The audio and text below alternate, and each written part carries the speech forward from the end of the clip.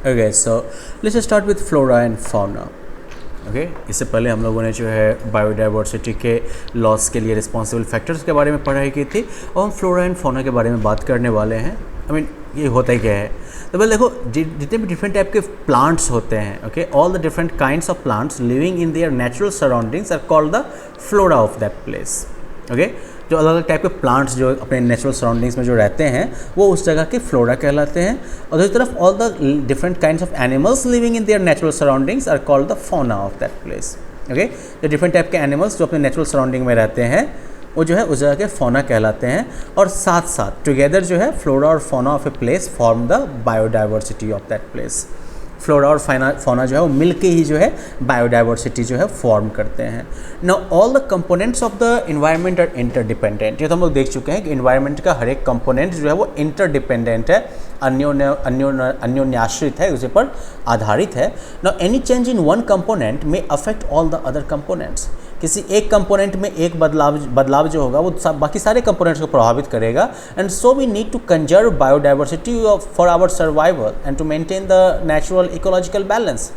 और इसलिए जो है बायोडाइवर्सिटी को सुरक्षित रखना, बायोडाइवर्सिटी को संरक्षित रखना जो है वो हमारे लिए ज़रूरी है, और साथ ही साथ जो हमारी सर्वाइवल के लिए ज़रूरी है, और साथ ही साथ जो है जो हमारा नेचुरल इकोलॉजिकल बैलेंस है उसको बचाए रखने के लिए ज़रूरी है। It also ensures the continuous availability of useful plants and animals and their products to our future generations। और साथ ही साथ जो है ये उपयोगी जो पौधे हैं, जानवर हैं और उनके प्रोडक्ट हैं उनके अवेलेबिलिटी को भी इंश्योर करता है हमारे फ्यूचर जनरेशन्स के लिए। Now the government and non-government bodies at international, national and local levels are constantly involved in the conservation of biodiversity programs, framing laws to protect the existing forests and wildlife and popularizing awareness programs for conservation of biodiversity। सरकारी और गैर सरकारी जो संगठन हैं, bodies हैं, international, national और local level पर वो लगातार जो है बायोडाइवर्सिटी के संरक्षण के प्रोग्राम्स वगैरह में शामिल हुए हैं। वो जो है जो अभी ऑलरेडी जो फॉरेस्ट और वाइल्ड लाइफ है उसको प्रोटेक्ट करने के लिए कानून बनाते रहते हैं, और साथ ही साथ जो है बायोडाइवर्सिटी के कंजर्वेशन के लिए जो है जागरूकता अभियान वगैरह की पॉपुलैरिटी में भी कंट्रीब्यूट करते हैं। तो इस तरह से जो है काम चल रहा है। ना the International Union for Conservation of Nature and Natural Resources IUCN जो है, ठीक है, now it is known as World Conservation Union. इसे जो है WCU भी कहा जाता है अब, वर्ल्ड कंजर्वेशन यूनियन। और ये जो है एक इंटरनेशनल बॉडी है जो कि जो प्लांट्स और एनिमल स्पीसीज़ के ग्लोबल कंजर्वेशन स्टेटस को ये जो है स्टडी करते हैं और एसेस करते हैं, मतलब कि इसका अध्ययन करते हैं और इसका मूल्यांकन करते हैं। नाउ IUCN या WCU बोल दो इसको आप, it maintains a comprehensive list known as the IUCN Red List of threatened species. ये जो है बड़ी लंबी सी लिस्ट मेंटेन करके रखती है, जैसे कि IUCN Red List of threatened species कहते हैं। और इसका जो मेन एम है इस रेड लिस्ट का वो ये है कि जो कंजर्वेशनिस्ट जो हैं उनका ध्यान जो है उन स्पीसीज़ की तरफ लाया जाए that are under threat of becoming extinct and therefore promote their conservation processes.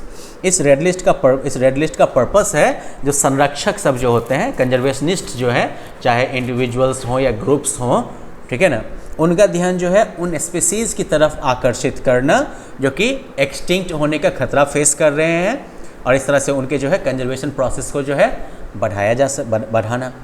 Now all the species are classified into 9 groups। सारे स्पीसीज जो हैं इनको 9 ग्रुप में बांटा जाता है, and the classification is based on certain factors such as present and past distribution of a particular species in a given area, the decline in their number over a period of time, area of geographical distribution etc।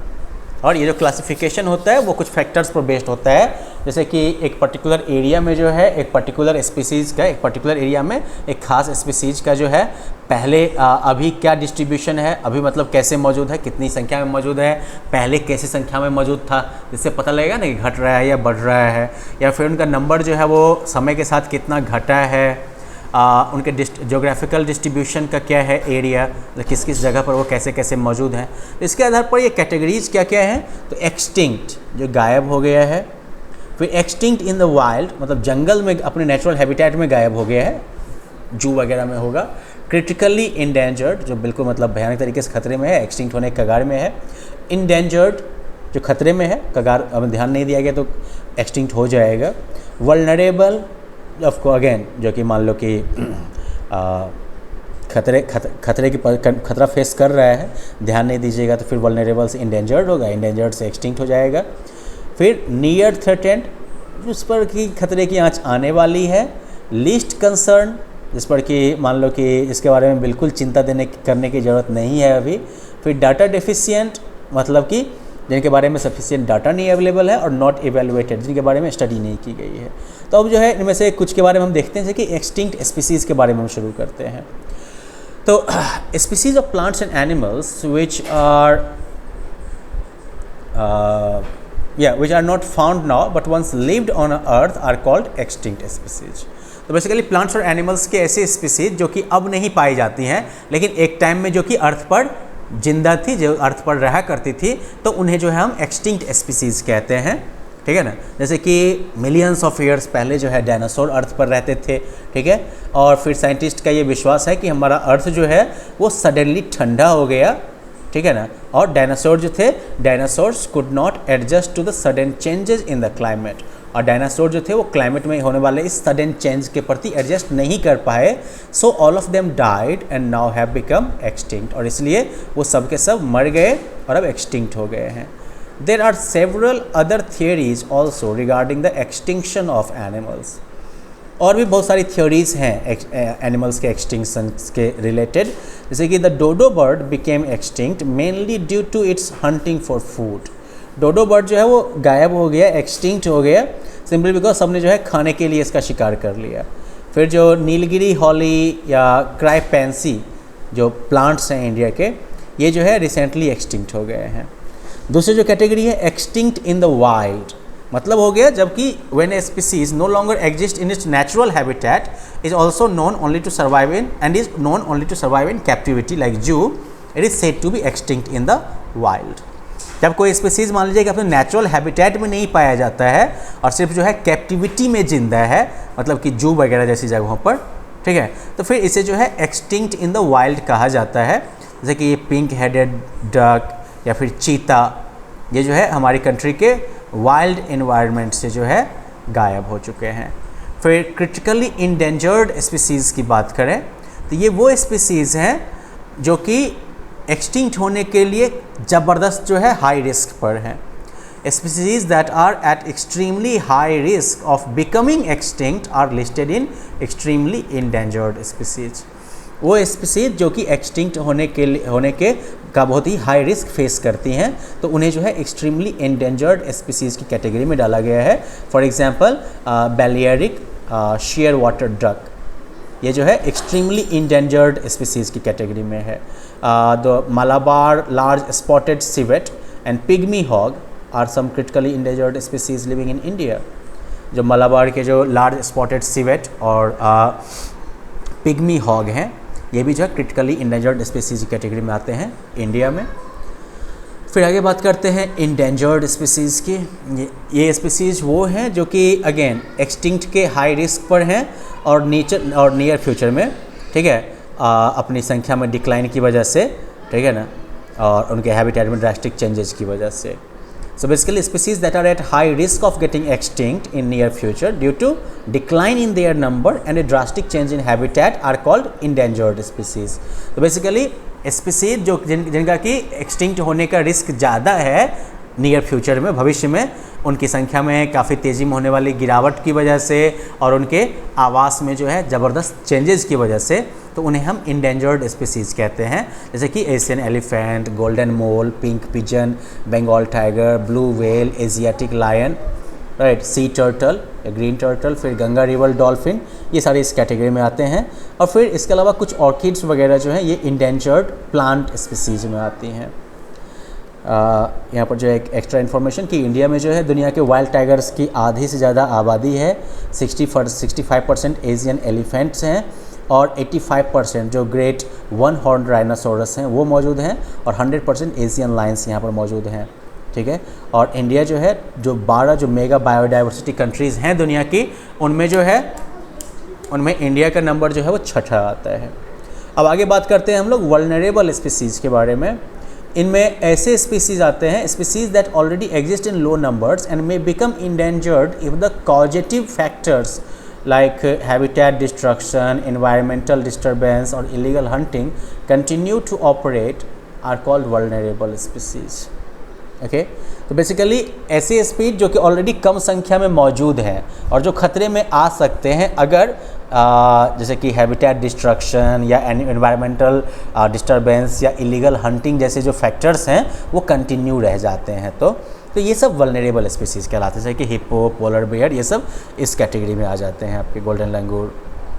अब red list में जो है जितने भी animals हैं listed critically endangered में, vulnerable में और इंडेंजर्ड में, ये कलेक्टिवली जो है थ्रेटेंड स्पीसीज़ कहलाते हैं। ठीक है, इंडेंजर्ड स्पीसीज़ के अंदर जो है अपडेट में है जैसे कि thick billed parrot, forest owlet, golden langur, ये भी इसमें शामिल हो गए हैं। वल्नरेबल स्पीसीज़ में Indian rhinos, African elephant, king cobra, snow leopard, ये सब हैं। और लिस्ट कंसर्न में जो है Drosera indica, chinkara deer, blood pheasant, ये सब आते हैं। अब आगे जो है हम बात कर सकते हैं एंडेमिक स्पीसीज़ के बारे में। ये भी काफ़ी खास स्पीसीज़ होते हैं। ये ऐसी स्पीसीज़ हैं are those species of plants and animals that are found exclusively in a particular geographical area. Okay, endemic species इस तरह के स्पीसीज़ हो गई प्लांट्स या एनिमल्स की जो कि पर्टिकुलर ज्योग्राफिकल एरिया में ही पाई जाती हैं, कहीं और वो पाए ही नहीं जाते हैं। जैसे कि गंगा रिवर डॉल्फिन, तो गंगा रिवर डॉल्फिन जो है ये एंडेमिक एक्वेटिक एनिमल है जो सिर्फ जो है गंगा नदी में ही मिलती है। एशियाटिक लायन जो है ये जो है गिर नेशनल पार्क जो है गुजरात का, इसी में आपको मिलेगा। लायन टेल्ड मकाउक जो है वो जो है सिर्फ साउथ वेस्ट इंडिया में मिलेगा आपको। नीलगिरी टार्ड जो है ये जो है जो नीलगिरी हिल्स हैं, ठीक है, और इसके अलावा जो वेस्टर्न घाट का जो सदर्न पोर्शन है तमिलनाडु और केरला का, इसमें पाए जाते हैं। ठीक है, ये एंडेमिक स्पीसीज हो गए। जाइंट पांडा जो है इसका नेचुरल होम जो है वो सिर्फ साउथ वेस्ट चाइना का माउंटेनस रीजन हो गया। अंडमान निकोबार आइलैंड्स जो हैं इनके पास इनमें जो है ओवरऑल कम से कम 220 एंडेमिक प्लांट्स मौजूद हैं इंडिया के। और जो एंडेमिक प्लांट्स और एनिमल्स जो हैं ये एक्सटिंक्ट होने का, इनके लिए एक्सटिंक्ट होने का रिस्क हमेशा जो है ज़्यादा होता है। ठीक है, क्योंकि इनके लोकल हैबिटेट में अगर छेड़छाड़ हुआ तो फिर ये ख़त्म हो जाएंगे, और चूँकि कहीं और ये पाए नहीं जाते हैं तो फिर हो गई कहानी ख़त्म इनकी। तो वेल चलो अगले लेसन में हम लोग जो है we can like talk about conservation of forest and wildlife quickly. ठीक है, और फिर उसके बाद जो हम लोग प्रोटेक्टेड एरियाज़ वगैरह के बारे में बात करेंगे। तो मिलते हैं फिर अगले लेसन में हम लोग। Well until then have fun, bye bye.